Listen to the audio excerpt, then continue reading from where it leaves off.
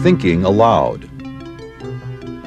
Conversations on the leading edge of knowledge and discovery with psychologist Jeffrey Mishlove.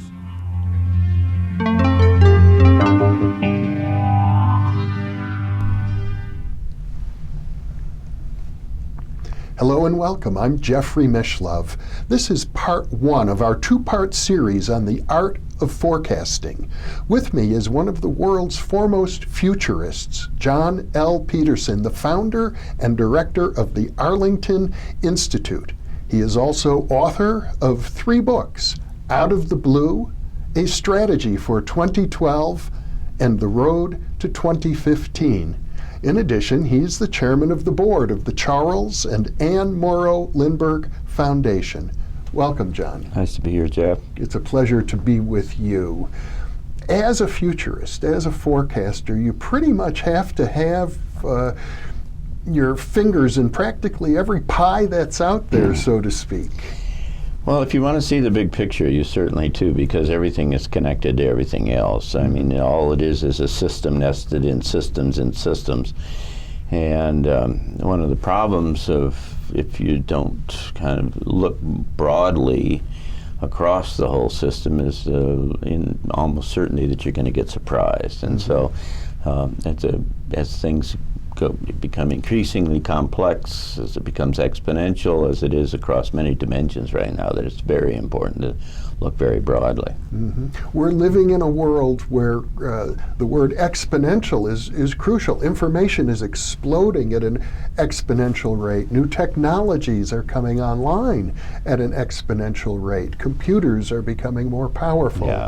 At an exponential rate. And it all feeds each other, because when you get advances in one area because of the connectivity and because of the underlying kind of computing power and so on, what you're doing is just fueling the whole system and the growth and the explosion of the underlying system. And that is unprecedented, of course. And so you're on the leading edge of a world for which we have no precedent and we have no notion. No effective way to understand it, and so the business of being a futurist is a good business right now. Well, it must also be a very difficult business because, as you say, without any precedent, in a world with so many surprises, many future predictions seem to fall short. Well, of course they fall short if you try to predict, because you can't predict, and we can talk a little bit about that, but we're living in an extraordinary time, unprecedented time, where the rate of change and the convergence and the kind of awareness and the way people think and social systems and technology and everything is moving at the same time in a transition toward a new era, the likes of which the planet has never seen before, even though it's very kind of predictive because there are regular kind of patterns historically that would suggest to you in no uncertain terms that, in fact, that this is a time of great kind of change and we're going to a new world that's going to be much, much different than it's been in the past. I think almost everybody feels that. And of course, there are many elements in society that are trying as hard as they can to resist this change. And that's also part of what you have to take into account. Yeah, there's a kind of an interesting kind of problem here, because humans just have this reluctance to change, yet it's inevitable in this case. And so what you set up particularly in the Western world is this tension between those who have a hard time kind of dealing with the change and are fighting the change because it isn't like the past, and then there's another group, call them progressives or whatever you want to, who are far more willing to embrace the change and kind of surf the wave into this new kind of space. And I would argue they are going to be the change is not going to stop, the new world's going to emerge, and those are the folks who are going to be kind of the core group that are going to develop the new world. Now, my understanding of the field of futurism or forecasting is that it's pretty much divided into different disciplines. You have specialists in financial forecasting, specialists in political, military areas, or in particular industries looking at supply and demand. But very few people have the overview that you have. It depends on where you get paid, how you get paid, of course, you know. If you got a job and you're supporting a certain constituency or a certain audience, then they're looking for kind of projections and information about the things that they're interested in. And what I do is therefore kind of unique in this space, in that I try to look broadly at at everything, and try to look broadly about where the world is going, where humanity is going, what this time is in all of history, and what's all of the kind of interconnected, converging kind of trends, and that's what makes it different. Yeah. I gather if you had to follow a single discipline that was at the core of your work, it's probably systems theory. Oh, it has to be. Yeah, it's systems thinking and systems dynamics, if you will, is a specific thing, but it's all systems thinking, yes. At the same time, I know there are many visionaries out there looking at the future, and their work, and I think yours as well, transcends traditional systems theory. Well, it has to, because you come into the room with what you brought with you, and all of sense making is about pattern recognition. And so you look at something, and it only makes sense in terms of what you already knew, or what you already have. Right. And if you're into a space where, by definition, essentially, you're into a new world that is fundamentally different than the world we're in right now, then the patterns that have made sense down here do not make sense in that space. And so what that means is that you have to just have a very open aperture to be and look for weak signals and early indicators and new patterns and new things, and open yourself up in all kind of dimensions for input that'll help to inform what this is likely to be, because it's like getting parachuted into Borneo or something like that with a bunch of headhunters that you just have no idea what's going to happen and what it's going to be like, and so you just can't take the archetypical kind of patterns with you, and understanding it just won't work. Well, in the field of philosophy, many philosophers have tried to find eternal truths, things that don't change in the midst of all the change. Truth, beauty, goodness. Do you think that those kinds of fundamentals will stay the same? Or I think the fundamentals will stay the same, but I mean, what's beauty? It's in the eye of the beholder, of course. And so it's socially, it's culturally, it's all kinds of things. Truth, I mean, what in the world is truth, after all? Truth changes, and who knows what you know for sure, and what you believe, and so on. And so and particularly, like I say, if you get into this space where there's all these new things coming, and you're able to duplicate human beings, for instance, and do genetic kind of,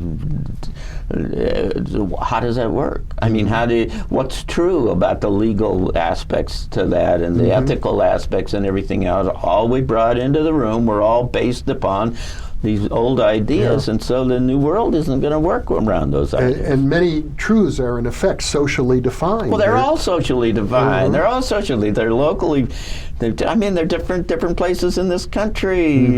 You treat people different ways, you talk to them different ways, you have different value sets. I mean, it's all a moving target.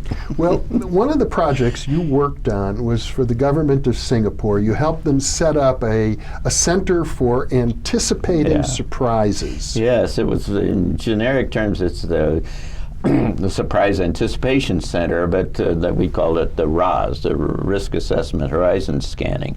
And what it was a very brilliant, a very perceptive kind of attempt by one of the leaders in Singapore to understand that we were moving into a space of highly dynamic, large amount of change, and if you didn't be able to see those early indicators and be able to see them as they were incoming, then you were likely to get surprised. And the surprises, by the way, because they keep getting breakthroughs, pile on. That's how you get exponential terms. They just get these big breakthroughs. And if you can't see those coming, then you're almost certain to get surprised. And so, in a disastrous way. Well, or opportunistic way. I mean, it works both ways. All you have, and as a matter of fact, the architecture is exactly the same. You just change the words, the labels on things. And it's based back against asset, strengths and weaknesses, and some intrinsic kind of issues related to the organization, in this case, the country. And then you start to try to say, so what kind of events, in a very systematic way, what kind of events would really eat my lunch if they showed up? And then you build a big database of all of those, and then you start to extract out what the prerequisites are that would show up necessarily if that world was going to be. And then you can start to look broadly across the internet at prerequisites, and then when those things show up, they can give you some indication that something downstream might be coming that could have the ability to be significant. It sounds like what you're talking about now is when you bring up the internet and scanning for everything is the idea of big data, that there's just volumes and volumes of information, and if we can sort through it and see the trends as they emerge on the internet, that's a tool for forecasters. Yes, it is. There's all kinds of pluses and minuses of this whole thing, because you get the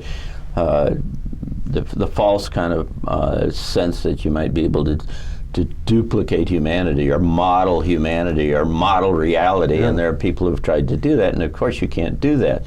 But on one end of the spectrum, you do scenarios. That's how I got into this business. You build these models of what possibilities might exist in very narrowly prescribed ways that are of interest to the client or whoever it is that you're talking to. But I'd sit up there, and after you built 4 scenarios, and they were very helpful, and they were robust, and people got a lot of value out of them, but you'd look at them and say, yeah, but life is a lot more complex than that. And that's what then drives you into the use of technology, because now you can use the technology to broaden out all of these possibilities and keep track of them.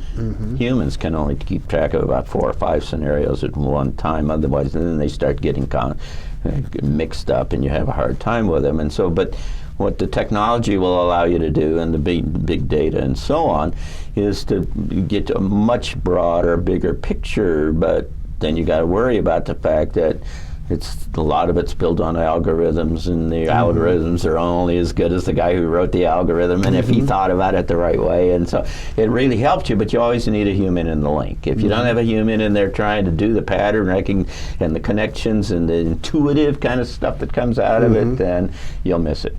Well, I know in part 2 of our 2-part series, I want to focus quite a bit on intuition and how that works in the forecasting process. But let me ask you this. When we talk about the role of the human in the future scenario system, isn't the very definition of what it means to be human, isn't that changing? Well, of course it is. Yeah, well, of course it is. I mean, there are mainline geneticists now coming to the conclusion that our grandchildren, at the least, are going to be a whole new species. There are young people on this planet right now with 3 and 4 strands of DNA, and Jeff, you and I only have 2, and that means that there is something really fundamentally happening here, and it isn't just 3 or 4 strands of DNA. It's the kind of capabilities and the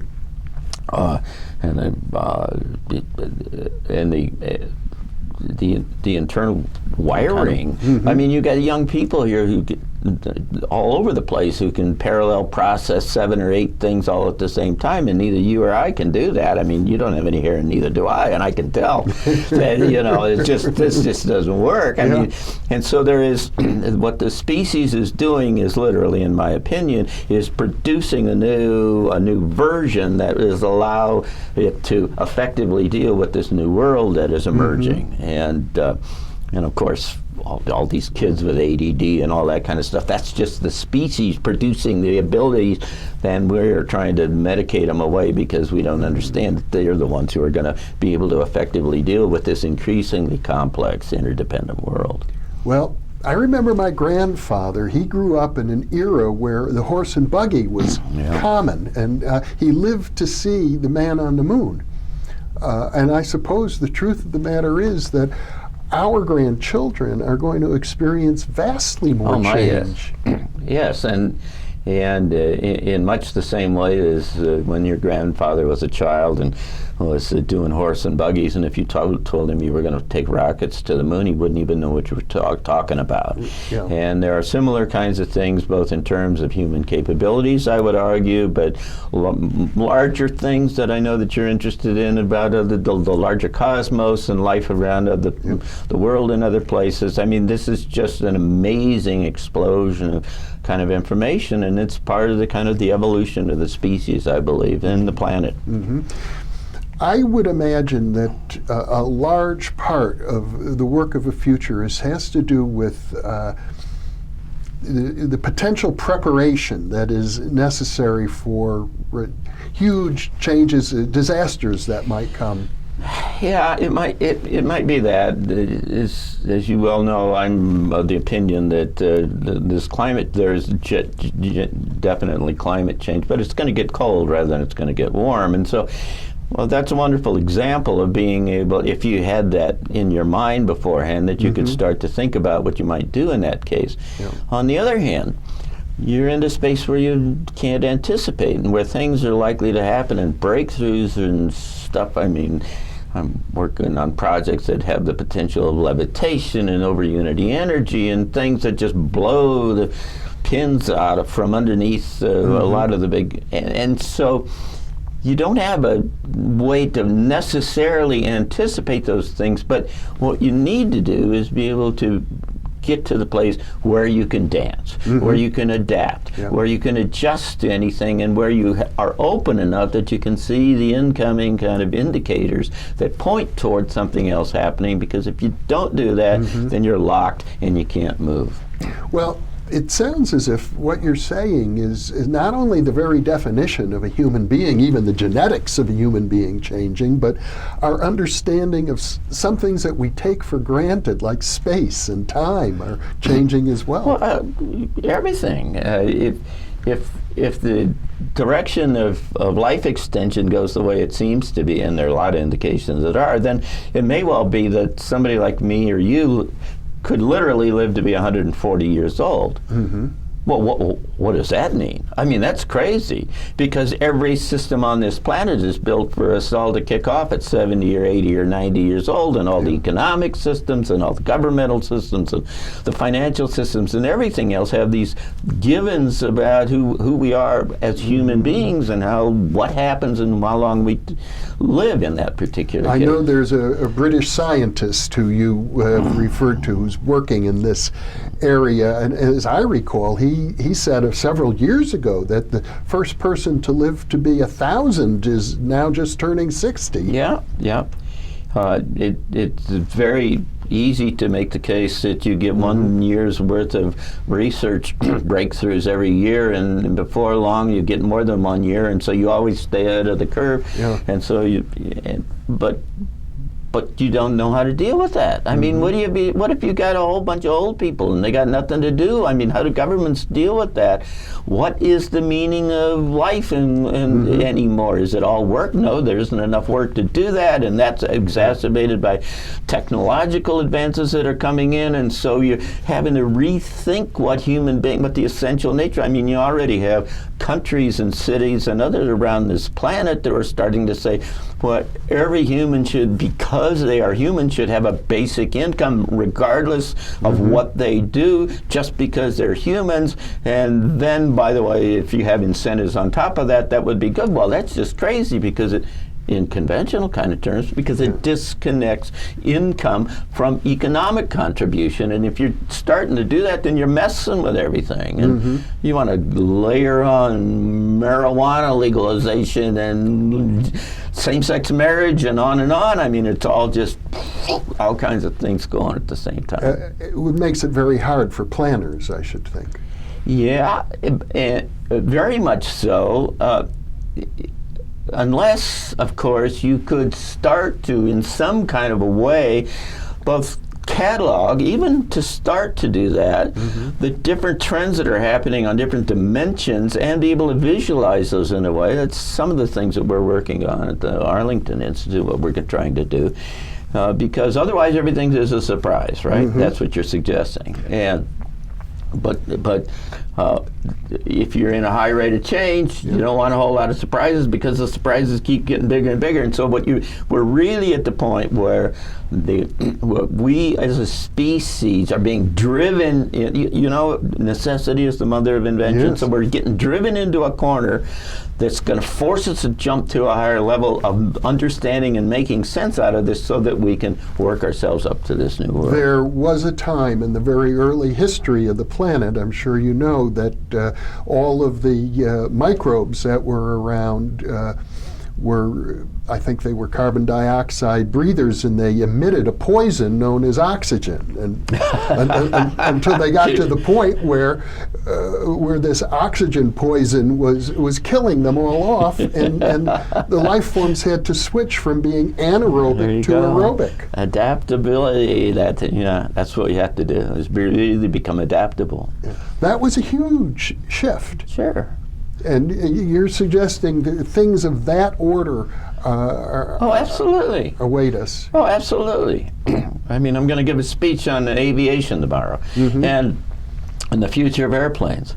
And I'm telling you that if 5 years from now, and there's a good reason to believe that 5 years from now you might have levitation, and if you've got levitation 5 years from now, that all of these guys on all of these industries are looking for something new to do and a different way to do it, because it just, like I say, pulls the pins out from underneath all of the superstructure.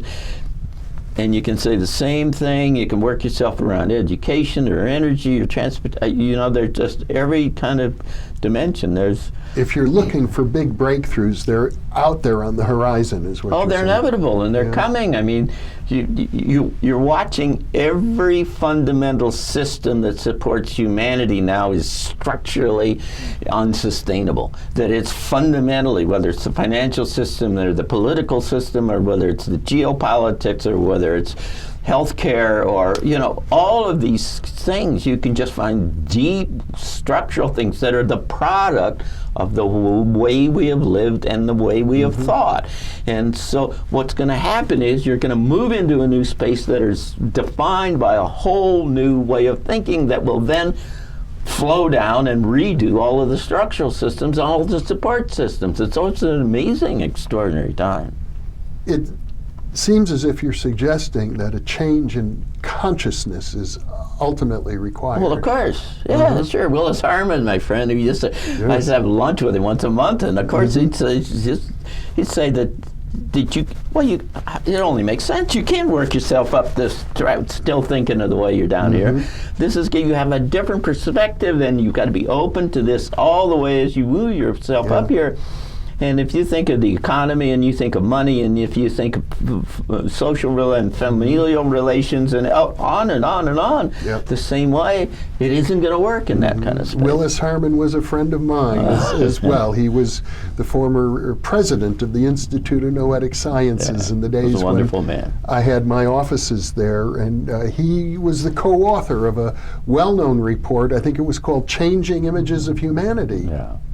Where he suggested, and this will be a large topic for our second interview, that people are going to get in touch with their spiritual nature more and their parapsychological nature. Well, of course, because they won't have any jobs. They won't have work. I mean, it's the whole notion is, you're moving into this space where the idea of manufacturing something or doing something or work in the conventional sense is going away. And so think of it as the evolution of the species into this larger kind of, look at it vertically, encompass space. Well, traditional Hindu philosophy suggests that at the end of one's life, one goes into the woods and meditates and becomes a sadhu and achieves enlightenment. But if we live in an era where the end of life lasts for decade after decade after decade after decade, there'll be... I mean, you can be a painter, you can do a musician, you can do all these wonderful things, you can enjoy life. Enormous self-exploration. Oh my, yes. Yeah, be part of this larger kind of experience of what this is all about, rather than working every day just to make a living. So you're also, part of your vision is the potential for almost a utopia, at least for some people. I believe, like so many of the kind of traditional and sacred texts and other, that we're on the edge of a time of 1,000 years of peace, notionally. We're moving our way. You wouldn't know it from looking at the news, that's for sure. But I think we're on our way to this transition into an extraordinary time where both we as individuals and the systems and the way that we use to support ourselves and the way we interact with each other are all just fundamentally changing. That's always been the case between single cellular life and multiple cellular life, to vertebrates to mammals. There's just fundamental shift at each one of these kind of junctions. Punctuated equilibrium is what evolutionary biologists call it. And we're at one of these punctuations, and it is going to generate a world that you can't make sense out of from here. Well, Einstein once said you can't solve a problem from the same mindset that created it. So you got to have a whole different mindset, and you have to extract, and you got to realize that you don't know nothing. I mean, essentially, every idea that you've brought with you that you think that you know for sure has got to be basically suspect. You got to kind of carry that with you, because you're in a space here where everything's changing, and it's not like it was before, and that's hard. There aren't very many people that can do that. John L. Petersen, you are one such person, and it's been a thrill to have this interview with you. Thank you so much for being with me. Thank you, Jeff. Very nice to be with you. And thank you for being with us. Remember to check your listings for part 2 of this 2-part series on the art of forecasting.